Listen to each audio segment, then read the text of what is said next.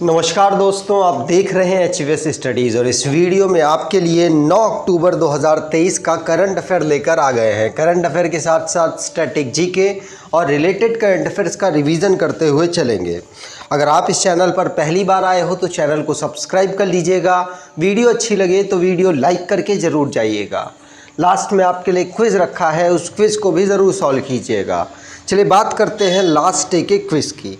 Last day आपसे question पूछा गया था कि who has been awarded the Nobel peace prize for the year 2023। तो 2023 के लिए नोबल शांति पुरस्कार किसे प्रदान किया गया? तो आप सभी ने आंसर ईरान की महिला नरगिस मोहम्मदी दा आंसर दिया था और यही आंसर सही है।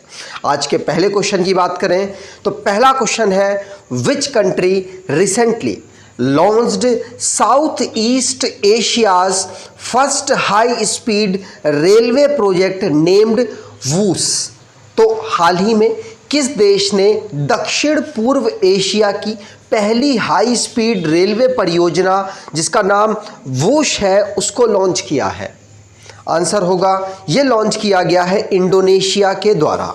तो इंडोनेशिया ने वूस नाम से एशिया की पहली हाई स्पीड रेलवे को लॉन्च किया है। ध्यान रखिएगा, पूछा जा सकता है नाम क्या है, तो वूश नाम है इसका और इंडोनेशिया के प्रेसिडेंट जोको विदोदो के द्वारा इसको लॉन्च किया गया है। ठीक, आगे बात करें तो इसे फाइनेंस किसने किया? सबसे इंपॉर्टेंट ये है, चाइना ने इसको फाइनेंस किया है। ये बेल्ट एंड रोड इनिशिएटिव का एक प्रोजेक्ट है, उसी का एक पार्ट है। ठीक, इंटरनेशनली जो करंट अफेयर्स रिसेंटली में बने हैं उनको रिवाइज कर लेते हैं। तो पहला क्वेश्चन आपने पढ़ लिया। दूसरा, अर्जेंटीना की कांग्रेस जहां पर अबॉलिश किया गया है इनकम टैक्स। ध्यान रखिएगा, अर्जेंटीना की जो सीनेट है, जो पार्लियामेंट है, वहां पर ये अबॉलिश किया गया है। यूनाइटेड नेशन के द्वारा high level sustainable development goal जिसको एसडीजी समिट आप कह सकते हैं, न्यूयॉर्क में ऑर्गेनाइज कराया गया। न्यूयॉर्क में क्वाड समिट भी ऑर्गेनाइज हुई, क्वाड के फॉरेन मिनिस्टर्स की समिट भी ऑर्गेनाइज हुई। फॉरेन मिनिस्टर जिसमें भारत के फॉरेन मिनिस्टर एस जयशंकर साहब भी अवेलेबल थे। चाइना जिसने अपना नया एम्बेसडर अफगानिस्तान में नियुक्त कर दिया है। ध्यान रखिएगा, अफगानिस्तान में ज़्यादातर देशों ने अपने जो एम्बेसडर है वहाँ से वो एग्जिट करवा लिए हैं, बुला लिए हैं, लेकिन चाइना ने अब यहाँ पर अपना नया एम्बेसडर नियुक्त किया है। ईस्टर्न मैरिटाइम कॉरिडोर चेन्नई से वोल्दोवोस्तिवोक रशिया को यहाँ पर जोड़ेगा और भारत के अलावा जितने भी G20 मेंबर्स थे सभी ने मिलकर एक MOU पर साइन किया है जो कि भारत में ही ऑर्गेनाइज कराया गया। गाबोन में इंटरिम प्रेसिडेंट नियुक्त किए गए हैं जिनका नाम ओलिग्यू नुगेमा है। ये आर्मी के बड़े ऑफिसर हैं। सालो अर्थक्वेक रिसेंटली में आपको मोरक्को में आपने देखा है और रोड मैप तैयार किया गया है टूरिज्म को प्रमोट करने से रिलेटेड गोवा में। और G20 की वर्किंग ग्रुप की जो बैठक हुई उसमें महिलाओं को एम्पावर करने की बात की गई और कहाँ हुई? तो भारत में ही ये सारी समिट G20 की ऑर्गेनाइज हुई थी। अगला question, who recently assumed the position of Deputy Chief of the Naval Staff in the Indian Navy, bringing over 35-year experience to the role।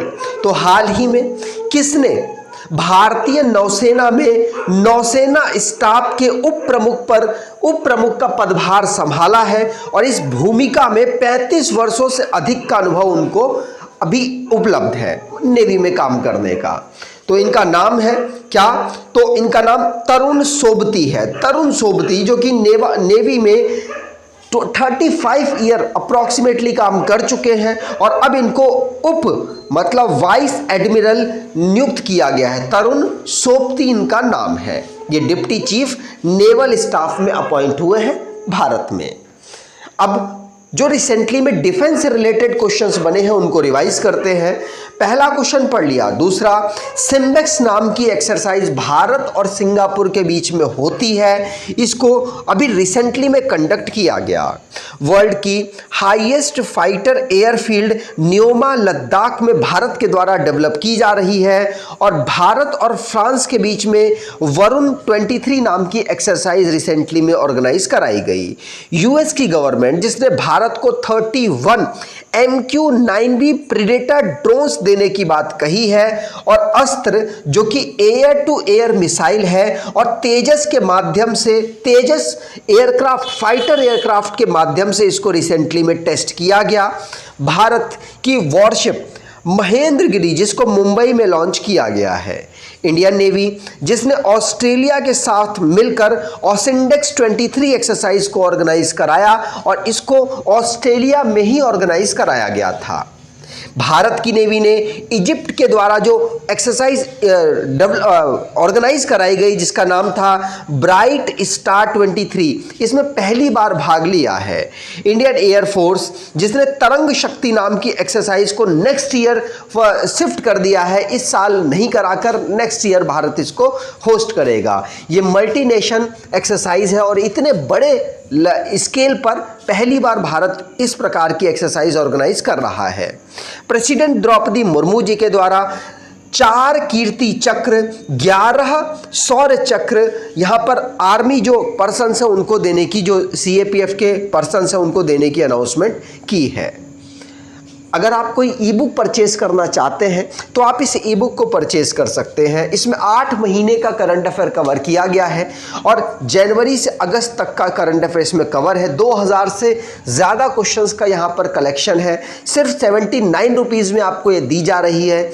अगर आप इसको परचेज करना चाहें तो नीचे डिस्क्रिप्शन बॉक्स में लिंक है, वहाँ से आप इसको परचेज कर सकते हैं। कोई प्रॉब्लम होती है तो आप इस मेल ID पर मेल करके अपनी प्रॉब्लम को सॉर्ट आउट करा सकते हैं।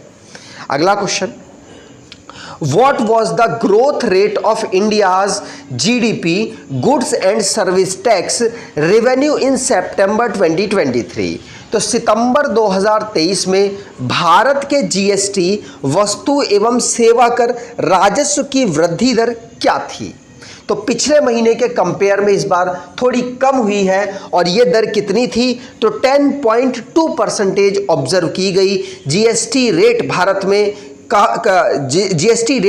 में जो ग्रोथ है सितंबर 2023 के समय में, ठीक, ध्यान रखिएगा। अब जीएसटी की बात हुई है तो यहाँ पे स्टैटिक पॉइंट्स इसके रिवाइज कर लेते हैं। जैसे जीएसटी जिसकी full form goods and service tax है, पहली बार इसको फ्रांस में इंप्लीमेंट किया गया, लेकिन भारत का जो मॉडल है वो कनाडा से कॉपी किया गया है, कनाडा के मॉडल पर बेस है और विजय केलकर कमेटी के द्वारा रिकमेंड किया गया था जीएसटी को इंप्लीमेंट करने के लिए और भारत में इसे 1 जुलाई 2017 को इंप्लीमेंट कर दिया गया। पहला स्टेट कौन सा बना इंप्लीमेंट करने वाला? तो आसाम पहला स्टेट बना। इसके एम्बेसडर अमिताभ बच्चन है और ये किस आर्टिकल के अंतर्गत आता है? तो आर्टिकल 279 के अंतर्गत इंडियन कॉन्स्टिट्यूशन में ये आता है। भारत के जो प्रेसिडेंट है उनके द्वारा सितंबर 2016 में यहाँ पर जीएसटी काउंसिल बनाई गई थी और इसके जो चेयरमैन होते हैं कौन है? आपको पता होना चाहिए, फाइनेंस मिनिस्टर इसके चेयरमैन होती हैं। जीएसटी को इंप्लीमेंट करने के लिए फर्स्ट 101 कॉन्स्टिट्यूशन अमेंडमेंट एक्ट 2016 किया गया और जीएसटी को अमेंड करने के लिए जो बिल था वो 2014 में पेश किया गया। 122वां कॉन्स्टिट्यूशन अमेंडमेंट बिल यहाँ पर 2014 में पेश किया गया। इसमें 5 स्लैब होती हैं, 0%, 5%, 12%, 18% और 28% की। ठीक, अगला question, Which Indian state's chief minister recently announced cash award of ₹25 lakh for 9 eminent space scientists and plan for a scholarship program for postgraduate engineering student? तो हाल ही में किस भारतीय राज्य के मुख्यमंत्री ने 9 प्रतिष्ठित अंतरिक्ष वैज्ञानिक को 25 लाख रुपए नगद पुरस्कार और जो पोस्ट ग्रेजुएटेड इंजीनियर छात्र हैं उनको छात्रवृत्ति प्रोवाइड कराने की घोषणा की है। आंसर होगा ये तमिलनाडु के चीफ मिनिस्टर के द्वारा यहां पर ये अनाउंसमेंट की गई है। ध्यान रखिएगा, एमके स्टालिन जो कि तमिलनाडु के चीफ मिनिस्टर हैं, उनके द्वारा जो साइंटिस्ट है, बड़े लेवल के स्पेस लेवल के स्पेस पर काम करने वाले साइंटिस्टों को 25 लाख रुपए यहां पर प्रोत्साहन मनी, और जो पोस्ट ग्रेजुएटेड इंजीनियर स्टूडेंट्स हैं उनको भी यहाँ पर एनकरेज करने के लिए स्कॉलरशिप अनाउंस की गई है। 25 जो यहाँ पर साइंटिस्ट हैं 9, वो कौन कौन से, तो के सिवान साहब हैं और अन्ना दुरई जी हैं, साथ साथ और भी दूसरे आप नीचे साइंटिस्ट देख पाएंगे। टोटल 9 साइंटिस्टों को यहाँ पर सिलेक्ट किया गया है। तमिलनाडु की यहाँ पर बात हुई है। तमिलनाडु को राज्य के रूप में 26 जनवरी 1950 को फॉर्म किया गया।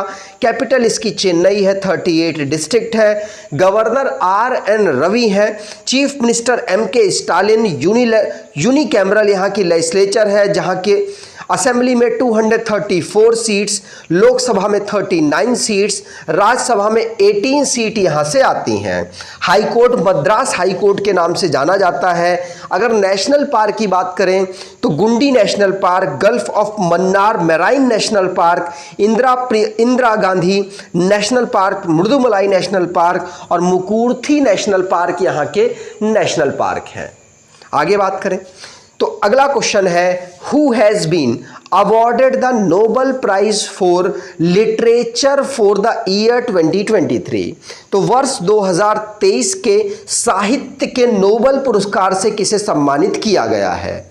आंसर होगा ये सम्मानित किया गया है जॉन फोस को। किसको? जॉन फोस को यहां पर साहित्य का नोबेल प्राइज 2023 का दिया गया है। ध्यान रखिएगा, जॉन फोस जिनके लेखन में समाज को परिवर्तित करने की बात यहां पर देखी गई है, इसीलिए इनको प्रोत्साहित करने के लिए 2023 का नोबेल प्राइज इनको दिया गया है। जॉन फोस जो कि नॉर्वे के राइटर हैं, ये भी ध्यान रखिएगा। 2022 में एनी एर्नॉक्स जो कि फ्रांस की राइटर थी, उनको नोबेल प्राइज लिटरेचर की फील्ड में दिया गया था। लिटरेचर का जो अवार्ड है वो किसके द्वारा दिया जाता है? तो स्वीडिश अकेडमी स्टॉकहोम स्वीडन के द्वारा ये अवार्ड दिया जाता है। अगला question, NABARD listed social bonds on Bombay Stock Exchange and the fund raised would be used to refinance which scheme? तो नाबार्ड ने बॉम्बे स्टॉक एक्सचेंज पर सामाजिक बॉन्ड सूचीबद्ध किया है और जुटाई गई धनराशि पर उपयोग किस योजना को पुनर्वित्त करने के लिए किया जाएगा? आंसर है ये नाबार्ड के द्वारा जल जीवन मिशन जो चल रहा है भारत सरकार का, उस पर यहां पर पैसा एक इकट्ठा किया गया है, रीफाइनेंसिंग उसमें की गई है। ध्यान रखिएगा, तो नाबार्ड जो कि भारत का एग्रीकल्चर रूरल बैंक है, जिसकी full form national bank for agriculture and rural development है, इसने सोशल बॉन्ड के नाम से बॉम्बे स्टॉक एक्सचेंज में लिस्ट किया है और पैसा इकट्ठा किया है जल जीवन मिशन के लिए, जो कि यूनियन गवर्नमेंट की ड्रिंकिंग वाटर प्रोजेक्ट है। और जल जीवन मिशन के माध्यम से ही भारत सरकार गांव-गांव के हर घर में टैप के माध्यम से वाटर को पहुंचाने की स्कीम चला चुकी है और 2024 तक सभी घरों को यहां पर कवर करने की बात की गई है, लेकिन यह काफी इम्पॉसिबल सा लग रहा है। अगला question, who was the gold medal Who won the gold medal in the women's 5000 meter at the 2023 Asian Games, becoming the third Indian track and head athlete to show? तो 2023 में जो एशियाई खेल में महिलाओं की 5000 मीटर में स्वर्ण पदक किसने जीता है और ऐसा करने वाली वह तीसरी भारतीय ट्रैक और फील्ड एथलीट बन गई है? आंसर होगा ये जीता है किसने? तो अन्नू रानी यहां पर आंसर सही होगा, कौन, माफ कीजिएगा, अन्नू रानी तो भाला फेंक में गोल्ड मेडल जीती थी। ये मैंने रिवाइज भी करा दिया आपको, भाला फेंक में अन्नू रानी गोल्ड मेडल जीती। कहां से बिलोंग करती हैं? उत्तर प्रदेश से बिलोंग करती हैं। लेकिन अभी रिसेंटली में जो पारुल चौधरी है ये भी मेरठ से बिलोंग करती है और अन्नू रानी भी मेरठ से बिलोंग करती हैं और इन दोनों ने गोल्ड मेडल यहां पर जीत लिया। तो यहां पर जो 5000 मीटर में स्वर्ण पदक जीता है वो पारुल चौधरी ने जीता है और अन्नू रानी ने भाला फेंक में गोल्ड मेडल जीता है, ध्यान रखिएगा। यहां पर जो फोटो लगी हुई है ये अन्नू रानी की लगी हुई है, इसको आप कंफ्यूज मत होइएगा। तो पारुल चौधरी की यहां पर बात की जा रही है। Parul Chaudhary 3rd Indian track and field athlete है जिन्होंने गोल्ड मेडल एशियन गेम्स में जीता है। 2023 में इन्होंने गोल्ड मेडल जीत लिया है, ध्यान रखिएगा। और इसी के साथ साथ जो डेकेथॉन होता है इसमें भारत की तेजस्विन शंकर ने यहां पर सिल्वर मेडल जीता है और इंडिया के पहले मैन बने हैं जिन्होंने डेकेथॉन में 1974 के बाद यहां पर मेडल जीता है। अगला question, how many agri startups were recommended for support from a pool of ₹20 crore in the Atman 2023 programme. तो 2023 प्रोग्राम जो आत्मन चल रहा है उसके लिए 20 करोड़ रुपए यहां पर सपोर्ट मनी के रूप में एग्रीकल्चर स्टार्टअप को यहां पर प्रोवाइड कराने के लिए रिलीज किए गए हैं। और कितने स्टार्टअप इसमें कवर किए जाएंगे? तो इसमें टोटल 24 स्टार्टअप्स कवर किए जाएंगे। तो ध्यान रखिएगा, एग्रीकल्चर से रिलेटेड 24 स्टार्टअप को सपोर्ट देने के लिए आत्मन 23 प्रोग्राम के माध्यम से 20 करोड़ रुपए इनको यहां पर फाइनेंशियल एड और टेक्निकल सपोर्ट के लिए यहां पर रिलीज किए गए हैं, जिससे कि एग्री सेक्टर में जिन्होंने स्टार्टअप किया है उनको यहां पर सपोर्ट किया जा सके। आत्मन क्या है? तो agri startup demo and funding 2023, ये आत्मन एक प्रोग्राम है जिसके माध्यम से भारत सरकार की जो साइंस एंड टेक्नोलॉजी डिपार्टमेंट है वो यहाँ पर मदद करना चाह रहा है इन स्टार्टअप्स की। डॉक्टर जितेंद्र सिंह जो कि यूनियन मिनिस्टर है, minister of state independent charge, इनके द्वारा यहाँ पर ये मदद की जा रही है, इनके द्वारा इन स्टार्टअप्स को प्रोत्साहित किया जा रहा है। अगला question, Which of the following Indian state has received a GI tag for its pashmina craft? तो निम्नलिखित में से किस भारतीय राज्य को पश्मीना शिल्प के लिए GI टैग प्राप्त हुआ है? आंसर होगा ये जम्मू और कश्मीर को यहां पर पश्मीना शिल्प के लिए GI टैग प्राप्त हुआ है। ये कौन सा भशोली पश्मीना है जिसके लिए जम्मू कश्मीर के कठुआ डिस्ट्रिक्ट को यहां पर GI टैग प्राप्त हुआ है, जियोग्राफिकल इंडिकेशन प्राप्त हुआ है। 2004 से ये प्रोडक्ट 2004 में पहला प्रोडक्ट था दार्जिलिंग टी जिसको GI टैग मिला था। उसके बाद लगातार GI टैग की जो संख्या है भारत में बढ़ती जा रही है।